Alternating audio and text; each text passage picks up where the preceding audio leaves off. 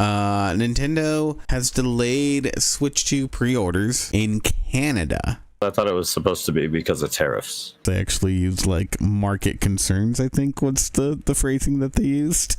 But I think, there's a lot of people who are looking at trying to skirt around that by pre-ordering with a friend in Canada and then getting it shipped to the US. And the biggest issue I see here is that this is only going to help like scalpers. The longer you hold these, the more you restrict them, the more the scalpers are going to get their greedy mitts and then charge insane amounts.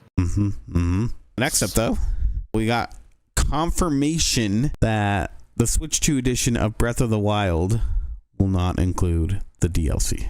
If you don't own the game, you're going to be paying like $90. Jesus Christ. Yeah.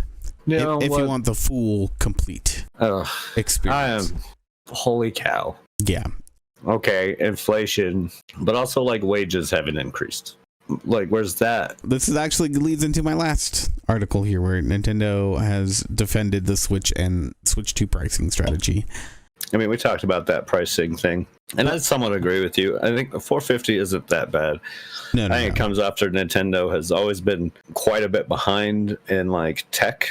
So yeah, that's why there's a bigger gap. Well, they've outwardly come out and said it. The tariffs were not factored into that $450 price. It doesn't sound like the price is going to go up. It's definitely not going to come down, though. It was defended by Nintendo basically saying, well, we worked really hard on these games and we felt that it was justified to charge that amount. We want to pay our employees well, so we have to charge more.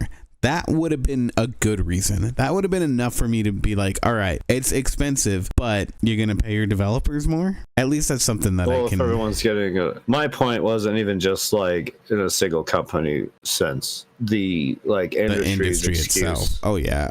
The industry's excuse of why they keep wanting to raise prices. But I think these people who like run this stuff don't realize is that normal people don't have the $80-90 to spend with games coming out like they are. Like, there's no way for any gamer to like maintain that. Nintendo was one of the few companies I felt could have easily justified like, hey, our games are actually worth like $70. You know, look how much we actually keep in our games and don't hide behind paywalls and DLC. They've never like those DLCs tend to be really, really big for extra what content, you get. Actual extra content, and not stuff that felt like it was supposed to be in the game originally.